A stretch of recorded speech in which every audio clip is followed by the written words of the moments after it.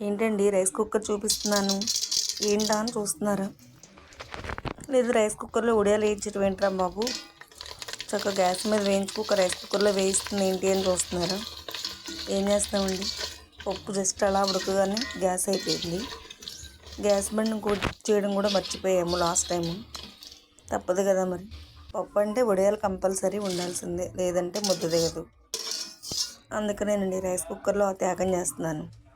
కానీ ఇప్పుడే కాదండి, మామూలుగా ఎప్పుడైనా గ్యాస్ అయిపోయినా కూడా చక్కగా రైస్ కుక్కర్లో అయితే నేను కర్రీస్ అవి చేస్తాను. రైస్ ఒకటే కాదు, టీ పెట్టడం కానీ పాలు కానీ అన్నీ రైస్ కుక్కర్లోనే చేసుకుంటానండి. గ్యాస్ వచ్చేవరకు వెంటనే పొయ్యి అంటించి అంత త్యాగం అయితే నేను చేయలేను, కానీ కట్టెల పొయ్యి మీద రైస్ కుక్కర్లో అయితే చాలా ఈజీగా చేసుకుంటాను. చక్కగా పప్పు అయితే గ్యాస్ మీదే ఉడికిపోయిందండి కుక్కర్లో.